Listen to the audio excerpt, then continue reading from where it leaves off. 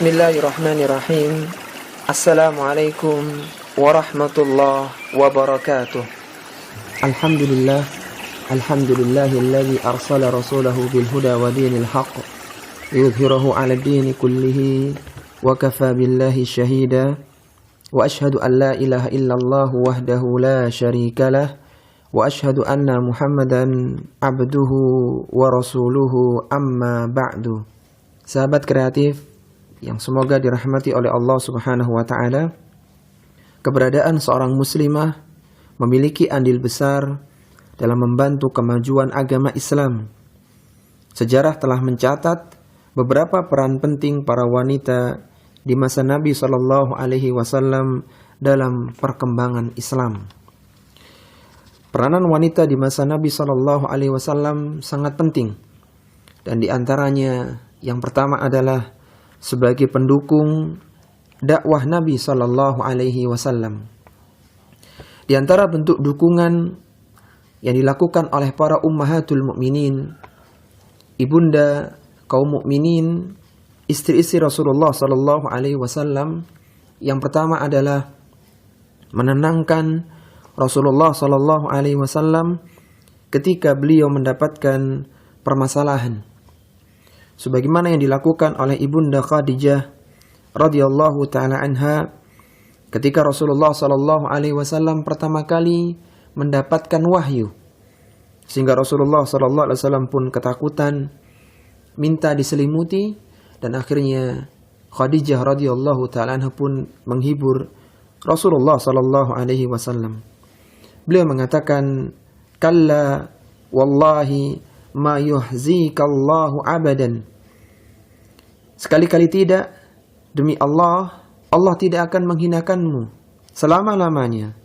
Innaka latasilur rahim wa tahmilul kalla wa taksibul ma'duma wa tukrid dhaifa wa tu'inu ala nawaibil haqqi. Kata Khadijah radhiyallahu ta'ala anha, sesungguhnya engkau wahai Rasulullah sesungguhnya engkau wahai suamiku adalah seorang yang suka menyambung hubungan silaturahim, seorang yang suka meringankan beban orang lain, suka membantu orang-orang yang lemah, menghormati tamu, dan suka menolong di dalam kebenaran.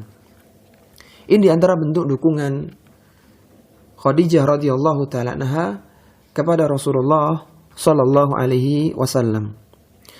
Kemudian contoh yang kedua adalah memberikan saran kepada Nabi Sallallahu Alaihi Wasallam, sebagaimana yang terjadi pada tahun 6 Hijriah di bulan Dzulqa'dah, ketika Rasulullah Sallallahu Alaihi Wasallam melakukan perjanjian Hudaybiyah dengan orang-orang musyrik, dan mereka harus bertahallul untuk membatalkan umrah mereka yang tertunda di tahun itu. Maka ketika Rasulullah Sallallahu Alaihi Wasallam memerintahkan para sahabatnya untuk bertahallul, untuk mencukur, untuk memotong rambut mereka sebanyak 3 kali perintah, maka para sahabat waktu itu belum mengindahkan perintah Rasulullah sallallahu alaihi wasallam tersebut. Sampai akhirnya Rasulullah sallallahu alaihi wasallam masuk ke kemah Ummu Salamah radhiyallahu taala anha, kemudian menyampaikan apa yang beliau hadapi di tengah-tengah para sahabatnya. Para sahabat tidak melakukan apa yang beliau perintahkan. Maka Ummu Salamah radhiyallahu ta'ala anha mengatakan, "Ya Nabi Allah, atuhibbu dzalika? Ukhruj la takallama ahadan minhum kalimatan hatta tanharu budnaka wa tad'u khaliqaka fayuhaliqaka." Kata Ummu Salamah radhiyallahu ta'ala anha, "Wahai Nabiullah, kalaulah engkau mau, maka keluarlah kepada manusia dengan tidak mengucapkan sepatah kata pun. Kemudian engkau sembelih untamu dan engkau minta orang untuk mencukur rambutmu." Setelah melihat kejadian itu, maka para sahabat pun melakukan apa yang dilakukan oleh Nabi Shallallahu Alaihi Wasallam, yang merupakan perintah dari Allah Subhanahu Wa Taala. Jadi memberikan saran kepada Rasulullah Sallallahu Alaihi Wasallam di antara bentuk dukungan kepada dakwah Rasulullah Sallallahu Alaihi Wasallam. Kemudian yang berikutnya para sahabat kreatif yang semoga dijaga dan dilindungi oleh Allah Subhanahu wa taala, bentuk dukungan para istri-istri Nabi terhadap dakwah Nabi sallallahu alaihi wasallam adalah menyebarkan hadis dari Nabi sallallahu alaihi wasallam. Kita tahu bahwasanya istri-istri Rasulullah sallallahu alaihi wasallam adalah seorang yang langsung mendapatkan ilmu dari Nabi sallallahu alaihi wasallam. Sehingga melalui mereka pula lah hadis-hadis pun tersebar di kalangan para sahabat, bahkan di kalangan para tabi'in. Di antara ummahatul mukminin, istri-istri Nabi sallallahu alaihi wasallam yang banyak meriwayatkan hadis adalah yang pertama Aisyah radhiyallahu taala anha. Di dalam catatan muhadditsin, Aisyah radhiyallahu taala anha telah meriwayatkan sebanyak 2210 hadis. Bahkan Aisyah radhiyallahu taala anha menempati peringkat sahabat keempat yang terbanyak meriwayatkan hadis Nabi sallallahu alaihi wasallam. Kemudian yang berikutnya adalah Ummu Habibah radhiyallahu taala anha. Beliau telah meriwayatkan 65 hadis. Kemudian Hafsah radhiyallahu taala anha telah meriwayatkan 60 hadis. Zainab binti Jahsh radhiyallahu taala anha telah meriwayatkan 11 hadis, dan Safiyah binti Huyai telah meriwayatkan sebanyak 10 hadis dari Rasulullah sallallahu alaihi wasallam. Lihatlah bagaimana para ummahatul mukminin selain mereka harus mengurusi rumah tangga mereka, mereka juga mendukung dakwah Nabi sallallahu alaihi wasallam dengan memberikan hiburan, dengan memberikan saran dan menyebarkan dakwah Nabi sallallahu alaihi wasallam di tengah-tengah manusia. Kemudian yang berikutnya para sahabat kreatif yang semoga dirahmati oleh Allah Subhanahu wa taala,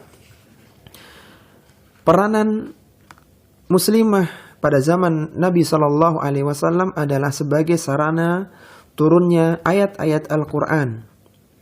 Di antara ayat-ayat yang turun berkenaan dengan ummahatul mukminin, yang pertama adalah ayat tentang tayamum. Ketika Aisyah radhiyallahu taala anha diajak safar oleh Rasulullah sallallahu alaihi wasallam dengan mengenakan kalung yang dipinjam dari saudarinya, yaitu Asma binti Abu Bakar. Kemudian tiba-tiba kalung itu hilang, maka Rasulullah sallallahu alaihi wasallam memerintahkan kepada manusia untuk mencari kalung tersebut. Lalu sampai datang waktu sholat, kalung itu belum ditemukan. Sehingga akhirnya para sahabat sholat dengan tanpa wudhu karena tidak mendapatkan air di tempat itu. Dan setelah mereka sholat, maka dilaporkanlah kepada Nabi sallallahu alaihi wasallam kejadian tersebut, itu mereka sholat tanpa wudhu, sehingga Allah Subhanahu wa taala pun menurunkan ayat tayamum. Sebagaimana yang dikatakan oleh Usaid bin Hudair setelah kejadian itu, setelah turunnya ayat tayamum, maka Usaid bin Hudair radhiyallahu ta'ala anhu mengatakan kepada Aisyah radhiyallahu ta'ala anha, jazakillahu khairan, fa wallahi ma nazala biki amrun qat illa ja'alallahu laki minhu makhrajan wa ja'ala lil muslimina fihi barakatan. Kata Usaid bin Hudair, dengan turunnya ayat tayamum itu, beliau mengatakan kepada Aisyah radhiyallahu ta'ala anha, semoga Allah Subhanahu wa ta'ala membalasmu dengan kebaikan. Fa wallahi ma nazala biki amrun qat. Demi Allah, tidaklah terjadi permasalahan terhadap dirimu illa ja'alallahu laki minhu makhrajan. Kecuali Allah selalu menurunkan, memberikan jalan keluar kepadamu, wa ja'ala lil muslimina fihi barakatan, dan menjadikan solusi itu sebagai keberkahan untuk kaum muslimin. Kemudian disebutkan dalam kisah itu, kalung itu ditemukan berada di bawah deruman onta. Jadi ketika ontanya sudah berdiri, maka kalungnya kelihatan. Kemudian kalung itu pun ditemukan dan diberikan kepada Aisyah radhiyallahu ta'ala anha. Yang berikutnya, para sahabat kreatif yang semoga dirahmati oleh Allah, ayat yang turun berkaitan dengan Ummul Mukminin adalah ayatut takhir, ayat tentang teguran kepada ummahatul mukminin yang meminta kenaikan nafkah, kenaikan uang belanja. Beberapa orang ummahatul mukminin meminta kepada Nabi sallallahu alaihi wasallam kenaikan uang belanja, sehingga Rasulullah sallallahu alaihi wasallam mengilak mereka, menjauhi mereka selama 1 bulan. Kemudian Allah Subhanahu wa taala menurunkan ayatut takhir, yaitu surat Al-Ahzab ayat yang ke-28 dan ke-29. Rasulullah sallallahu alaihi wasallam pertama kali mendatangi Aisyah radhiyallahu taala anha, kemudian beliau menyatakan, "Inni dzakara laki amran wa la 'alaiki alla ta'jali hatta tastamara abawaiki." Kata Nabi sallallahu alaihi wasallam, aku akan memberikan tawaran, pilihan kepadamu, menyampaikan satu urusan kepadamu. Janganlah engkau terburu-buru menjawabnya sampai engkau bermusyawarah dengan kedua orang tua. Kemudian Rasulullah sallallahu alaihi wasallam baca firman Allah dalam surat Al-Ahzab ayat yang ke-28 dan ke-29. Ya ayyuhan nabiyyu qul li azwajika in kuntunna turidna al-hayata ad-dunya wa zinataha fata'alayna umatti'kunna wa usarrihkunna sarahan jamila. Wa in kuntunna turidna Allah wa rasulahu wad-daral akhirah fa innallaha a'adda lil muhsinati minkunna ajran 'azima.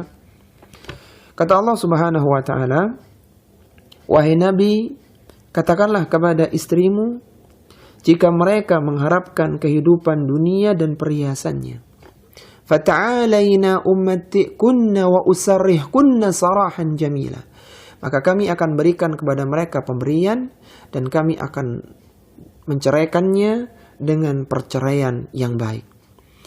Wa in kuntunna turidna Allah wa rasulahu wad daral akhirah, akan tapi ketika mereka lebih cinta kepada Allah, kepada Rasulnya dan kepada negeri akhirat, fa innallaha a'adda lil muhsinati minkunna ajran 'azima, maka sungguhnya Allah Subhanahu wa taala telah menyediakan kepada mereka yang berbuat baik pahala yang sangat besar. Apa kata Aisyah radhiyallahu taala anha ketika turun ayatut takhir ini? Maka beliau mengatakan, afi hadza astamara abawayya, wahai Rasulullah sallallahu alaihi wasallam, apakah untuk masalah seperti ini aku masih perlu bermusyawarah lagi dengan orang tuaku? Fa inni uridullaha wa rasulahu wad daral akhirah, maka tentu aku akan memilih Allah, aku akan memilih Rasulnya dan memilih kehidupan di akhirat. Maka jawaban ini diikuti oleh para ummahatul mukminin yang lainnya. Yang berikutnya adalah turunnya ayatut tahrim. Di ayat-ayat yang pertama turun berkenaan dengan kejadian Rasulullah sallallahu alaihi wasallam yang sempat mengharamkan meminum madu di rumah Zainab binti Jahsh radhiyallahu taala anha. Kemudian Rasulullah sallallahu alaihi wasallam diingatkan oleh Allah Subhanahu wa taala dengan menurunkan surat At-Tahrim pada ayat yang pertama. Allah Subhanahu wa taala berfirman, "Ya ayuhan nabiyyu lima tuharrimu ma ahallallahu lak tabtaghi maradhat azwajik wallahu ghafurur rahim." Kata Allah Subhanahu wa taala, wahai nabi, kenapa engkau menghalalkan sesuatu kenapa engkau mengharamkan sesuatu yang Allah halalkan bagimu demi untuk mendapatkan kesenangan istri-istrimu, wallahu ghafurur rahim, dan Allah Maha Pengampun lagi Maha Penyayang. Kemudian peran yang berikutnya para ummatul mukminin adalah sebagai teladan dalam pelaksanaan fikih Islam. Misalnya tentang bolehnya seorang wanita yang haid tidur bersama suaminya, perintah untuk menghadiri sholat Id bagi kaum wanita, dan iddah dengan 1 kali haid bagi wanita yang mengajukan khulu. Ini semua dilakukan oleh para muslimah di zaman Nabi Shallallahu Alaihi Wasallam. Kemudian peran yang keempat adalah sebagai pencetak ada generasi umat. Melalui para wanita di zaman Nabi, maka lahirlah manusia-manusia pilihan.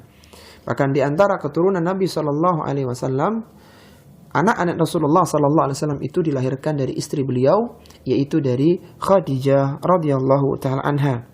Sebagaimana Rasulullah Shallallahu Alaihi Wasallam pernah mengatakan tentang Khadijah, amanat bi hina kafara biyan nas, wa sadaqatni hina kadzabani an-nas, wa asyarakatni fi maliha hina harramani an-nas, wa razaqani Allah waladaha wa harrama walada ghairaha. Kata Rasulullah sallallahu alaihi wasallam tentang Khadijah, dia beriman kepadaku ketika orang-orang kufur kepadaku. Ia membenarkanku ketika orang-orang mendustakanku.